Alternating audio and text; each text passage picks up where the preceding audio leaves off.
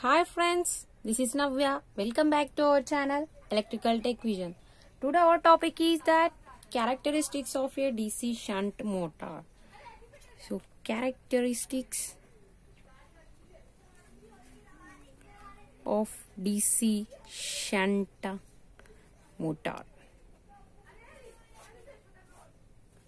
In generally, the essential criteria to learn the characteristics of a DC shunt motor. So why? Because means that to use this DC shunt motor in our applications, we want to essentially know the performance characteristics of a DC shunt motor.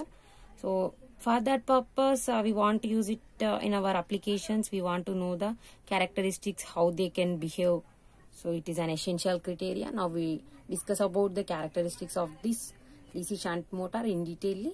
In generally, the characteristics of DC shunt motor having that one is the speed characteristics and electrical characteristics, and finally we have that mechanical characteristics. So now we discuss one by one about that characteristics. So first one is that speed characteristics.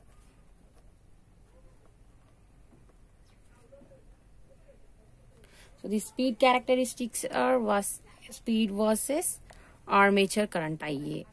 Speed versus armature current. In generally, we have that the back EMF of DC motor is that EB equal to pi Z NP by 60A. From this, N equal to what we get? N equal to EB into 60A by pi ZP. So from this, whatever the 60 is the constant and equal to parallel paths. So what are the parallel paths will be constant with respect to the number of poles, and these poles also be constant at manufacturing time only, and the number of conductors also constant. And from this what we can write here, so 60A by ZP, this total becomes a constant. So now N equal to K into EB by pi.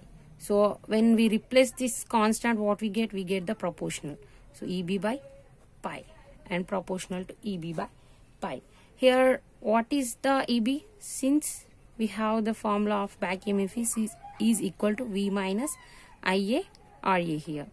So I am substituting in this equation N proportional to V minus IA RA by pi. In generally, so whatever the flux is there here, that will be does not constant due to the armature reaction existing in a DC shunt motor. But when we keeping the armature reaction will be neglected, when the armature reaction neglected, then the whatever the flux is there, that will become constant. This becomes constant. So from this what we can write? N proportional to V minus IA RA here. So from this, whatever the armature current is there, that will increases. It will causes to decreasing in the speed. It means whenever the speed increases, the armature current will decrease. So vice versa. So from this, what we get the characteristics means that. So we get like this.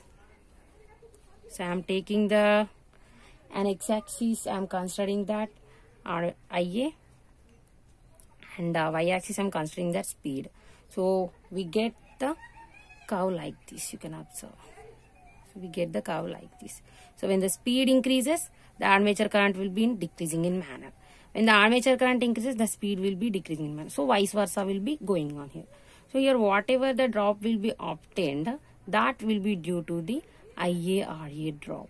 So here whatever the drop will be obtained, that is due to the IA-RA drop here. Under no load condition, whatever this IA is there, that will be less. It means whatever this IA is the totally neglected here. Then whatever the voltage is there, that will be always constant. So from this total equation becomes a constant. From this what we conclude? So from this, whatever this DC shunt motor is there, it is a constant flux machine. It is a constant flux motor. From this we conclude that it is a constant flux motor here. And this is about that speed characters. And we have the second one is that electrical characteristics.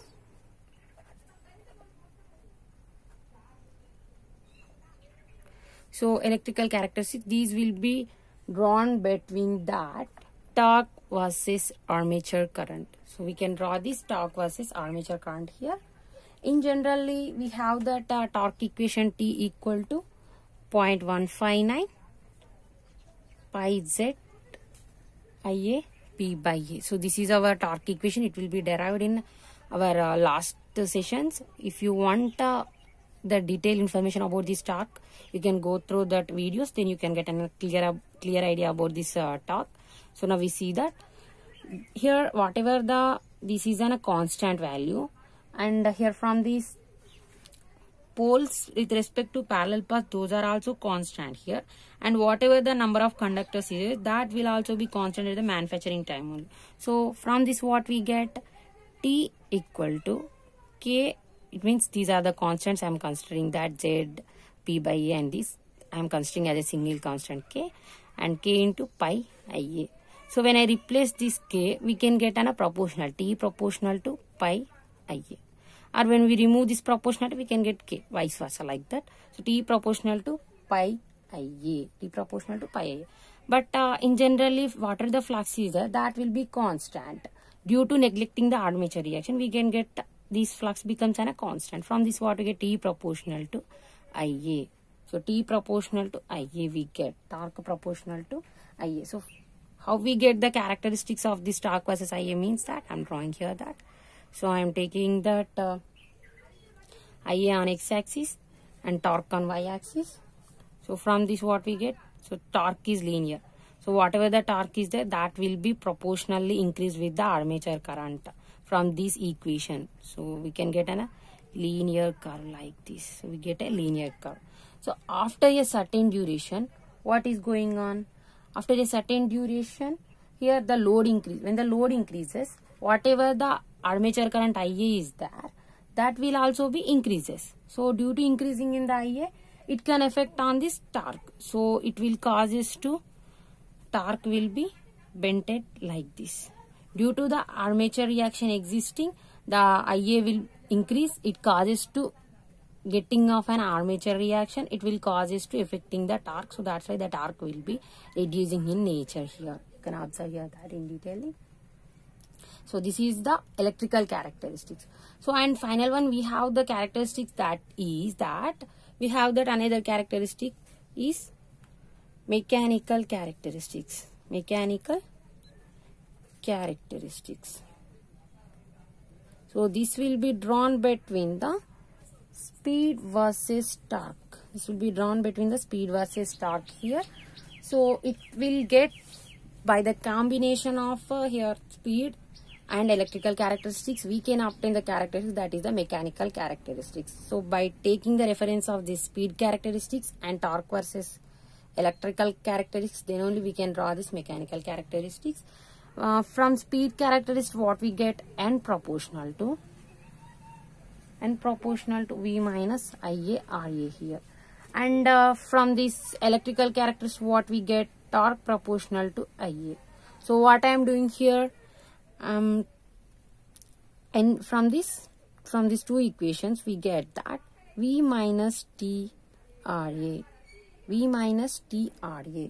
Then how we get the characteristics of this mechanical means that I am drawing here, you can observe. So we can get the characteristics like this. In drooping manner we can get. It means here it is that torque on x-axis and on y-axis speed. So here what is going on? When the speed increases, the torque will be decreases.